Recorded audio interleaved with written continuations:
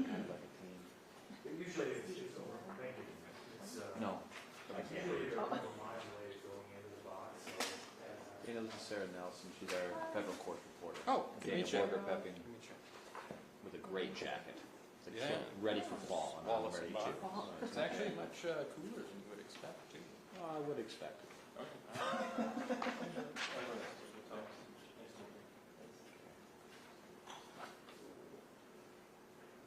Thank you.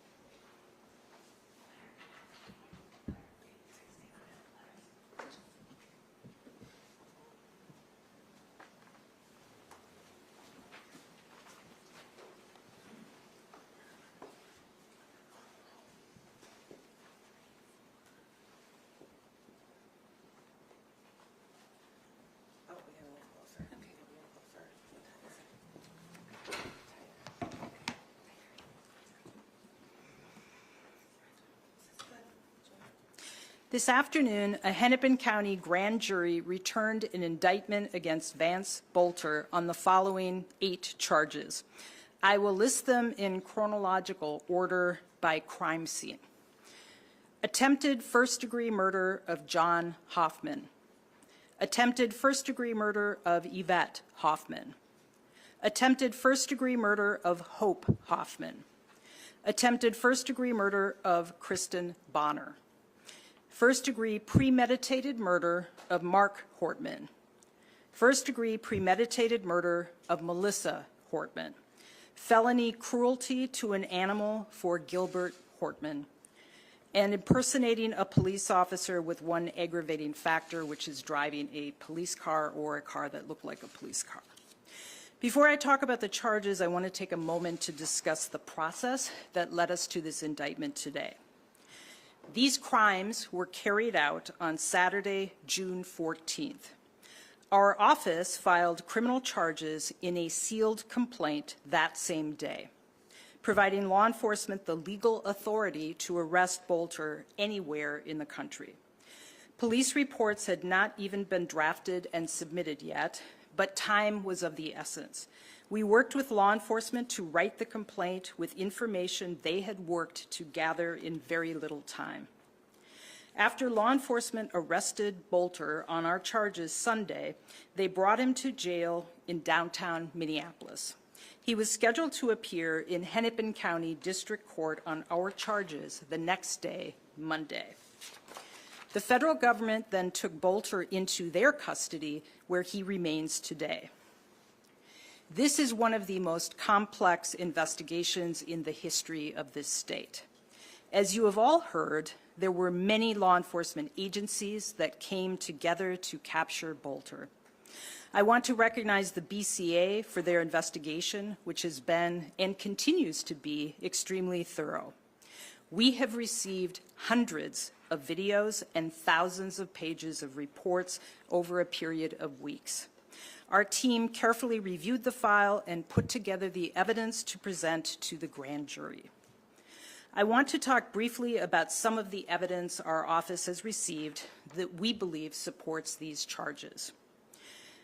After shooting the Hortmans, Boelter left his vehicle, and I'll just refer to that as the fake police squad car, in their driveway. Inside, police found papers with handwritten notes with specific information about the Hoffmans, Kristen Bonner, and the Hortmans. There were also lists of items that Boelter had purchased. The BCA obtained evidence, including video, of Boelter buying many of these items with cash in the days leading up to the murders. This includes the clothing he wore and the items he used to impersonate a police officer. In the early morning hours of Saturday, June 14th, a vehicle that appears to be Boelter's fake squad car is seen on a neighbor's Ring camera video pulling over near the Hoffmans' home. After a short time, Boelter pulls back onto the street and parks outside the Hoffmans' home. State Senator John Hoffman's name appears multiple times in the handwritten notes that would later be found in the fake squad car. The notes include spouse, not a name, but it says spouse, number of children, address, phone numbers, and a star next to his name. Boelter is recorded on video ringing the Hoffmans' doorbell and knocking on the window multiple times before John Hoffman answers the door. After John opens the door, Boelter goes into the entryway, tells them he is a police officer, and asks about others in the home. While John, Yvette, and Hope are in the very small entryway, they realize he's wearing a mask. He can be heard telling them to show their hands. They successfully push him out of the house and shut the door. Boelter fires the gun at least 9 times through the front door, striking John and Yvette multiple times. Hope was on the floor at the time the shots were fired. After leaving the Hoffman home, Boelter drives to the home of State Representative Kristen Bonner, whose name is handwritten multiple times in the notes found in Boelter's fake squad car. Her name has a star next to it, as is the description of her home. Quote, split level, lots steps, corner lot, nicer house.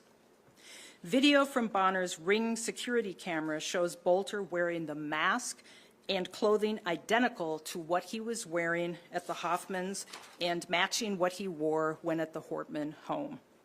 He rings her doorbell for over 2 minutes. He yells, "This is the police," and points a flashlight at her front door. He tries to open the handle.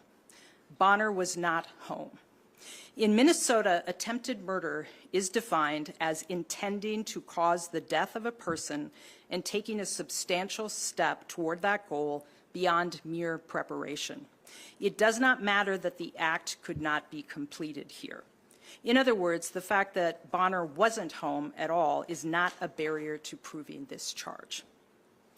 After finding no one home at Bonner's residence and encountering a police officer while parked near State Senator Ann Rest's home, Boelter drove to the home of the Hortmans.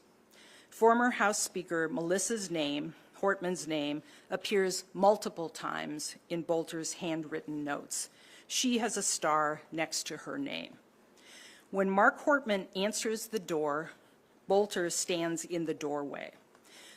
Melissa can be heard telling Mark to ask for this person's badge number, name, and jurisdiction. Boelter tells Mark he needs to, quote unquote, see his wife. He says he can't see her through the window and that he needs her to come down, presumably from the stairs. Boelter tells the Hortmans that he is a Maple Grove police officer. At approximately the same time, the Brooklyn Park police arrive in front of the Hortman home. Boelter then fires multiple shots at Mark while running toward him and into the house. After entering the house, Boelter fires multiple shots at Melissa Hortman. I want to clarify language that was in the complaint we filed on Saturday, June 14th. At the time, law enforcement believed that a Brooklyn Park police officer exchanged gunfire with Boelter. The BCA has determined that Boelter did not fire shots at law enforcement. An officer did fire multiple shots at Boelter after Boelter shot Mark Hortman in the doorway. None of the officer's shots hit Boelter or anyone in the Hortman home. In Minnesota, it is a crime to willfully inflict an act of cruelty on a companion animal. If that act results in great bodily harm or death, the crime is a felony. Gilbert was the Hortmans' beloved dog. Gilbert was barking when Mark opens the door, but when Mark says, "Gilbert, stay," Gilbert stops barking and is quiet. The evidence shows that Boelter intentionally shot Gilbert. Boelter shot Gilbert at the foot of the stairs on the main floor. Gilbert was not standing between Boelter and Mark. Gunshots are followed by sounds from Gilbert, who remains on the floor until he is carried out by law enforcement. He was partially paralyzed. Later, a decision was made to humanely euthanize Gilbert when a veterinarian determined that he would have no quality of life. Boelter willfully shot Gilbert, an act of cruelty that led to yet another loss for the Hortmans' grieving family. Under our prosecution, he will be held accountable for this compounding harm. Because Boelter remains in the custody of the federal government, we will wait until he's back in state custody to continue our prosecution. Until then, we will continue to prepare our case. When Boelter returns to state custody, we will be prepared to prosecute him, to hold him accountable to our community. We will do everything in our power to ensure that he is never able to hurt anyone again. Thank you. Questions? Can you speak about the grand jury process? How long was this? How much evidence did they look at? When did it begin and when did it end? So the evidence that I talked about today was evidence that we received. As you know, the grand jury is a secret process. Transcripts are secret, so I can't really talk about the evidence presented to the grand jury. We did start our presentation in less than 2 weeks after this happened. And then, as I mentioned, this was a voluminous file. We are continuously getting evidence, and so we were processing that evidence as the summer went along, and we finished that presentation today.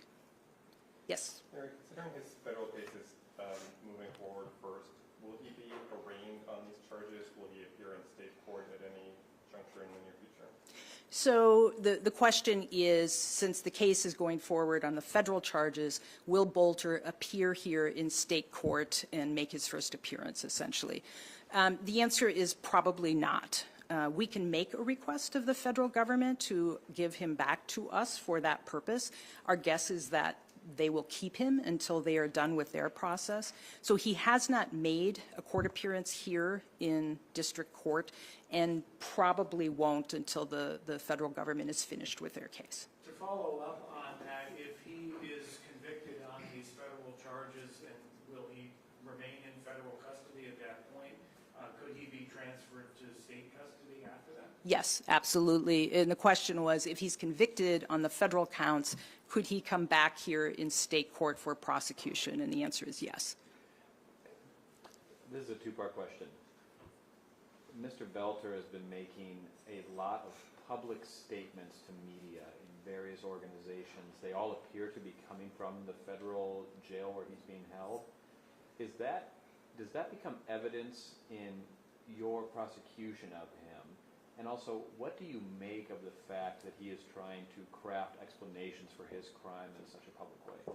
So the two-part question is that Boelter has been making comments and doing interviews from where he is being held in federal custody. And is that evidence that could be used in our prosecution? The answer is absolutely yes.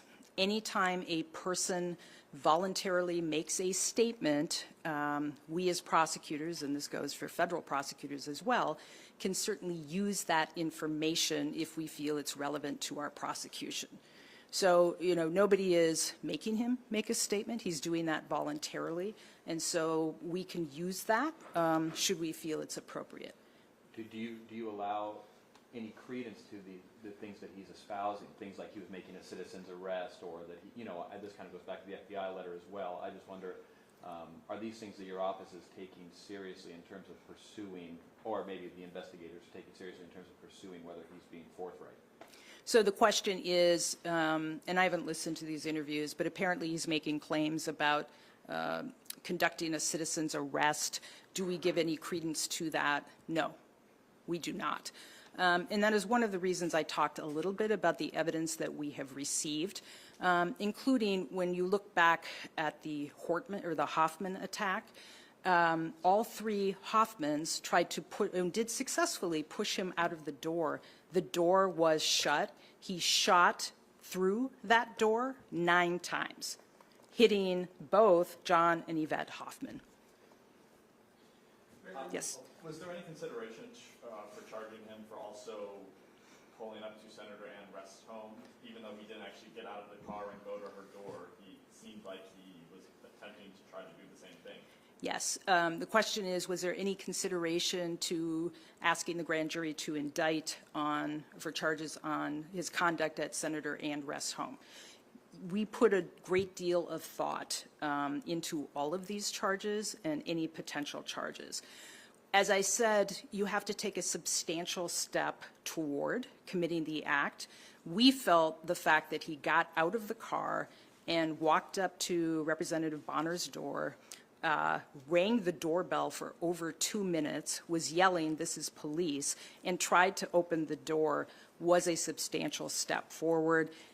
At Representative or Senator West's home, he remained in the car. So we felt that we would not bring those charges or charges for that. Sorry. Yes. Why is this state prosecution important to move forward with, given that the feds have largely taken over the case at this point? Yeah, I mean, we have 2 tracks going here. Certainly the federal government has every right to prosecute for whatever they think is appropriate.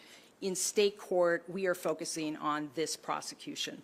It's very important to us because these are members of our community here in Hennepin County. These were people who were public servants who represent us, and we feel it's important to hold Boelter accountable for what he did in this county. I will also say there's no possibility of anyone pardoning, or at least in the federal government, pardoning Boelter on anything that we do here in state court.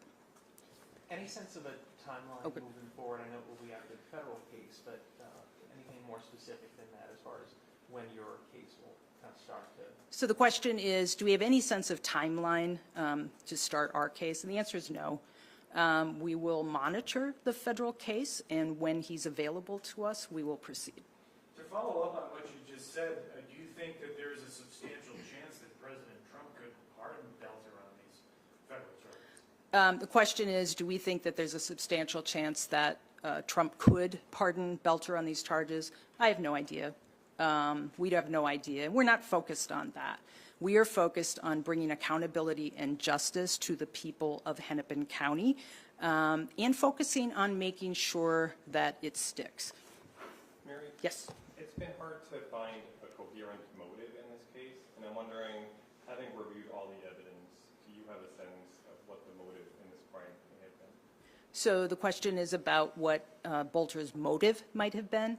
I think that's a question that should be left at trial. At this point, that would be speculating, and I think that that's something that our team is looking at, and we'll make those appropriate arguments at trial. It's been reported that there was like a laundry list of state senators and representatives that he had in his car, and it sounds like he had some specifics on the homes that he actually went to in terms of descriptions of the homes and amount of family members. Were there specific descriptions of other people on that list? Like, is there any indication that he was actively planning to go to 10, 15, 20 homes that day, or was it just those few that he went to? So the question is, you've heard that he had a list with multiple names on it. What I will say, and I talked about the three names in particular that had stars next to them, those were names of people who were mentioned multiple times. There were people who were mentioned, other people who were mentioned, many people who were mentioned, but those specifically were mentioned multiple times. Others were not. So you said there was 3 people mentioned multiple times? There were other people mentioned multiple times, but I'm not going to share that, who those persons. The 3 had stars next to their name, though? Yes, And that they would did. be the Hortmans, Hoffmans, and... Representative Bonner. Okay. And there were some specifics. I shared the specifics about Representative Bonner's home. The specifics had, in the Hortmans and Hoffmans, had to do with where they lived, how many kids they had, that sort of thing. Can you share if there was any? About if there's any evidence that anyone else helped him, or did he act alone? The question is there any evidence that anyone else helped him, or did he act alone?